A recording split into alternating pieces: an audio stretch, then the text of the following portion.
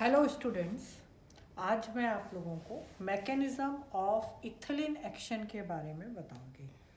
मेरे प्रीवियस जो वीडियोस थे इथिलीन के लिए, हिस्ट्री ऑफ डिस्कवरी, बायोसिंथेसिस, आज हम ले रहे हैं इसका मैकेनिज़्म ऑफ इथिलीन एक्शन कि इथिलीन जो है प्लांट में कैसे काम करती है। मैंने आपको बताया था नेल्जुबो जो साइंटिस्ट था उसने triple effects in P seedlings में बताया था कि जैसे हम इथिलीन देते हैं पी सीडलिंग्स लंबी हो जाती है, मोटी हो जाती है एंड उनकी हॉरिजॉन्टल ग्रोथ हो जाती है।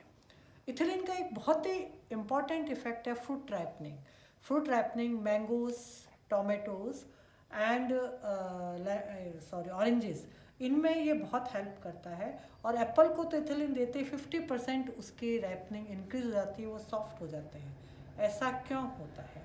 तो ये हम मैकेनिज़्म ऑफ एक्शन में पढ़ेंगे। मैकेनिज़्म ऑफ एक्शन जो है उनको हम 4 पॉइंट्स में डिस्कस करेंगे। Ethylene either increases membrane permeability. Second is that activation of gene expression. Third, ethylene में इन्वॉल्व इथिलीन के जो इफ़ेक्ट्स हैं वो ऑक्सिन के कारण हो सकते हैं, सो इन्वॉल्वमेंट ऑफ ऑक्सिन्स। और फोर्थ है नेचुरली, जैसा हम हर हार्मोन में पढ़ते हैं, involvement of a receptor that is signal transduction. तो आप देखिए जो फर्स्ट है इसका, increase membrane permeability. Ethylene is very soluble in lipids and thus could easily penetrate into cell membrane. Ethylene जो होती है, आपको पता है सेल मेम्ब्रेन में लिपिड एंड प्रोटीन दोनों पोर्शन होते हैं, तो इथिलीन लिपिड में सॉल्युबल होती है तो आराम से सेल मेम्ब्रेन को पेनिट्रेट कर सकती है। एक्सोजेनसली supplied ethylene has been shown to increase permeability in variety of plants. In barley allelone layer, it accelerates the secretion of alpha amylase, but its not involvement in its production. देखिए जैसे barley aleurone layer जिसमें मैंने आपको बताया था कि gibberellin जो है डी नोवो सिंथेसिस कॉज करती है, इथिलीन जो है अल्फा अमाइलेज का सिक्रीशन तो बढ़ाती है परंतु उसके सिंथेसिस में पार्ट नहीं लेती। The hormone also causes the swelling of isolated mitochondria, which is taken as an indication of increased permeability. Ethylene जो है माइटोकॉन्ड्रिया में भी स्वेलिंग कॉज कर देती है और ये भी इस कारण हो सकता है कि ये मेम्ब्रेन परमेबिलिटी को इंक्रीज करती है। The increase permeability in senescing petals of Tedescantia involves increased RNA and protein synthesis. It has been suggested that ethylene induces phospholipases, which degrades phospholipids and causes likeness of the membrane. Ethylene जो है फॉस्फोलाइपेजेस enzymes की activity को बढ़ा देती है जो कि phospholipids को डिग्रेड करता है और उससे जो क्या होता है कि हमारे सेल मेम्ब्रेन में लीकेज हो जाती है किसकी, इथिलीन की। Now next point is about activation of gene expression. मतलब इथिलीन जो है वो जीन एक्सप्रेशन को एक्टिवेट करती है और कुछ एंजाइम्स के सिंथेसिस बढ़ा देती है। कौन कौन से एंजाइम्स होती है देखिए। It is believed that at least some responses of ethylene such as fruit ripening and abscissions are due to the activation of gene expression and increased protein synthesis. मतलब प्रोटीन सिंथेसिस कैसे बढ़ेगा जब जीन एक्सप्रेशन इथिलीन इंक्रीज कर देगी। The nucleic acid and protein synthesis often increase during increase ethylene production in ripening of fruits. जब fruit पकते हैं तो जो इथिलीन का अमाउंट बढ़ जाता है और उसी से प्रोटीन सिंथेसिस भी इंक्रीज हो जाता है। Several enzymes such as polygalacturonases, a cell wall softening enzyme, increase due to their activated synthesis. ये जो एंजाइम है पॉली गैलेक्टोरोनेजेस, इसका सिंथेसिस जो है बढ़ जाता है। कैसे? जब हम इथिलीन देते हैं और इस मेन एंजाइम, इसका एंजाइम का क्या काम है, ये सेल वॉल को सॉफ्ट करता है। Other enzymes such as phenylalanine, ammonia lyase, cellulase, polyphenol oxidase, peroxidase also increase in response to ethylene. ये सारे जो एंजाइम्स है सेल वॉल को ब्रेक डाउन करते हैं जिससे सॉफ्टनेस आ जाती है फ्रूट में। और ये सारे एंजाइम्स जो हैं इनका सिंथेसिस इथिलीन के कारण इंक्रीज हो जाता है। The increase in phenylalanine ammonia lyrase is clearly due to its de novo synthesis। अब देखिए जो एंजाइम है phenylalanine ammonia lyrase, इसका de novo synthesis मतलब as the new cause करती है। This enzyme catalyzes the deamination of 1-phenylalanine to tranexamic acid, which can then be incorporated into numerous phenolic compounds including anthocyanidins। अब देखिए ये जो enzyme है ये क्या करता है, ये 1-phenylalanine को तोड़ता है और ट्रांससिनेमिक एसिड में चेंज करता है।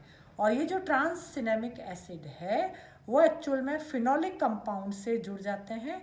और फिनोलिक कंपाउंड्स कौन से, for example anthocyanins. This anthocyanidins impart bright color to the fruits and increase the production is an important aspect of fruit ripening। और आपको पता है जब फल पकता है तो उसका कलर ब्राइट हो जाता है और ये सब कारण इसी एंजाइम से होता है। तो इस एंजाइम का de novo synthesis ethylene cause करता है, इसी कारण फ्रूट राइपनिंग होती है। Increase cellulase and some related enzyme activities may be the factor involve in softening of the fruits during ripening. और आप देखिए सेलुलेज एंजाइम का अगर सिंथेसिस इंक्रीज हो जाएगा तो नेचुरली आपकी जो सेल वॉल सेलुलोज की बनी है वो ब्रेक डाउन होगी और हमारा जो फ्रूट है वो सॉफ्ट हो जाएगा।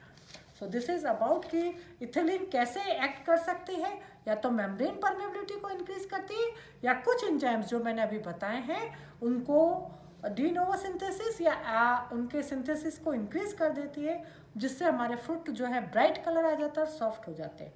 नाउ थर्ड इज कि क्या प्रोबेबिलिटी है कि कैसे काम करते हैं ethylene, that is involvement of auxins. मतलब जो इथिलीन और ऑक्सिन के बहुत सारे इफेक्ट कॉमन हैं। Auxin induce ethylene production and many responses of the ethylene are similar to that of auxin. This includes epinasty, epinasty मतलब जो लीव्स की टिप है वो मुड़ जाती है, inhibition of stem, root and leaf elongation, flower induction in pineapple and mangoes, inhibition of epicotyle or hypocotyle, hook opening in dicot seeding etc। तो ये सारे जो है इथिलीन के और ऑक्सिन के एक्शन बिल्कुल कॉमन है। It is likely that the mechanism of action of both hormone is either the same और सिमिलर। तो बहुत से बुक्स में ये लिखा हुआ भी है कि इन दोनों का जो मैकेनिज्म, दोनों कौन, ऑक्सिन एंड इथिलीन का एक सा हो सकता है। Now next is involvement of a receptor. क्या मतलब है इसका, मैं हर हार्मोन में आपको बता चुकी हूँ कि सेल मेम्ब्रेन में कुछ रिसेप्टर्स होते हैं और ये रिसेप्टर्स जो है इथिलीन को पकड़ते हैं and they will produce a second messenger.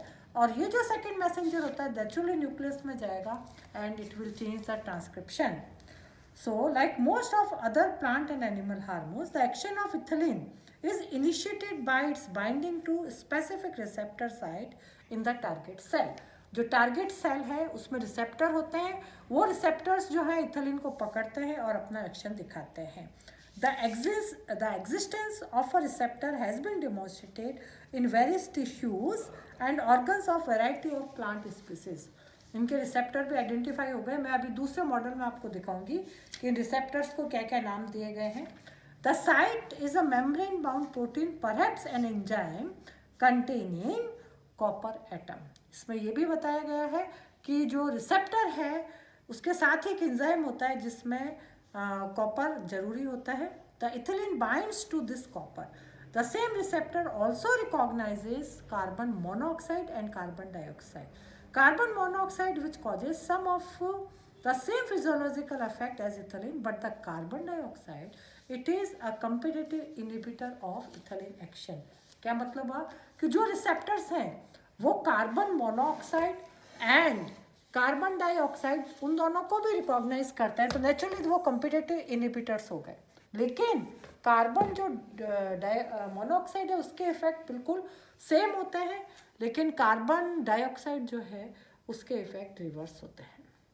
अभी एक मैंने मॉडल बताया है, इसमें आपको बताया है कि किस तरह से जो इथिलीन है वो सिग्नल ट्रांसडक्शन करती है और नेचुरली ट्रांसक्रिप्शन को चेंज कर देगी। अब आप ये देखिए कि ये मैंने दो बताए हैं, पहला अपन इसको डिस्कस करते हैं।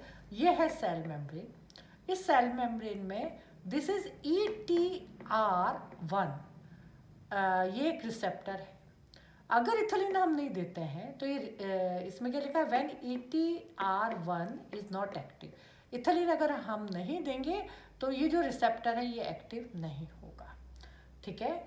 तो क्या होगा, एक इसका इनिबिटर होता है CTR1। CTR1 क्या है, इनिबिटर। ETR1 क्या है, इसका रिसेप्टर।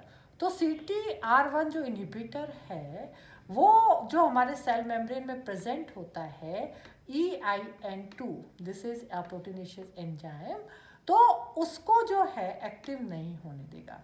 तो साइटोप्लाज्म में क्या होता है कि activated CTR1 keeps the membrane protein inactive. ये जो EIN2 है ये एक्टिव नहीं होगा। जब EIN2 एक्टिव नहीं होगा तो EIN3 भी एक्टिव नहीं होगा। ये देखिए जो हॉर्सशू शेप का बनाया है, this is the EIN3। Without active EIN2 the transcription factor EIN3 is inactive. ये एक्टिव नहीं होगा तो नेचुरली ये न्यूक्लियस के अंदर नहीं जाएगा, और न्यूक्लियस में जो DNA है there will be no transcription. कौन सा ट्रांसक्रिप्शन नहीं होगा, जो कि शो करते हैं हमारे इथिलीन के एक्शन को। तो this is the first. Second में क्या हो रहा है, मैंने क्या बताया, देखिए वापस रिपीट कर रही हूँ। This is the cell membrane, ये पूरा साइटोप्लाज्म में है और ये न्यूक्लियस है। अब हमने क्या किया कि इथिलीन दिया। दिस इथिलीन जो है ये हमारे इस रिसेप्टर से बाइंड हो जाता है। देखिए C2H4 दैट इज इथिलीन, और किससे जुड़ गया है, ETR1, this is the receptor. तो ये ETR1 से जुड़ गया है, तो ये रिसेप्टर है। ये जो रिसेप्टर है ये क्या करता है, ये नेचुरली हमारा जो CTR1 है जो कि इनहिबिटर है उसको इनएक्टिव कर देता है। So it inactivate CTR1। जब ये इनएक्टिव हो जाता है तो ये जो ETR1 है रिसेप्टर, इससे सेकेंड मैसेंजर निकलता है। सेकेंड मैसेंजर जो है ये नेचुरली हमारा जो ये प्रोटीन होता है EIN1 इससे जुड़ जाता है। तो ये जैसे ही जुड़ता है तो ये क्या करता है, ये हमारा ये जो ट्रांसक्रिप्शनल फैक्टर है EIN3 इसको एक्टिव कर देता है। ये एक्टिव हो जाता है तो नेचुरली ये न्यूक्लियस में एंटर होता है। ये देखिए मैंने ये हॉर्सशू शेप का दिखाया है, ये इससे जुड़ जाता है and there will be the transcription. और ट्रांसक्रिप्शन के बाद नेचुरली ट्रांसलेशन होगा, और जो भी हमारे इथिलीन के इफेक्ट है वो एंजाइम्स बनेंगे and you will see the effects of ethylene. दो तीन चीज़ें आप देख लीजिए इस मॉडल में। पहला रिसेप्टर, क्या नाम है उसका, ETR1। इथिलीन यहाँ नहीं जुड़ी है, यहाँ जुड़ी है। अगर नहीं जुड़ती है तो इसका इनहिबिटर CTR1 ये एक्टिव हो जाता है, और ये जो हमारा ट्रांसक्रिप्शनल फैक्टर है EIN1-2 इसको इनएक्टिव कर देता है। जब EIN2 इनएक्टिव हो जाता है तो EIN3 जो कि हॉर्सशू शेप का है वो भी इनएक्टिव हो जाता है। लेकिन अगर इथिलीन जुड़ जाता है तो जो इनहिबिटर है CTR1 ये इनएक्टिव हो जाता है, और ये इनएक्टिव होते ही हमारे ये जो रिसेप्टर है इससे सेकेंड मैसेंजर निकलता है जो कि जुड़ता है हमारे ट्रांसक्रिप्शन फैक्टर EIN2 से, और फिर EIN3 एक्टिव हो जाता है and there will be the transcription. तो मैंने ये समझा, इसका मॉडल की फ़ोटो भी मैं आप लोगों के साथ शेयर कर लूँगी। तो ये this is all about your mechanism of ethylene action. जो मेरा नेक्स्ट वीडियो होगा वो फिजियोलॉजिकल अफेक्ट और इथिलीन का वापस सारी समरी होगी। Thank you so much.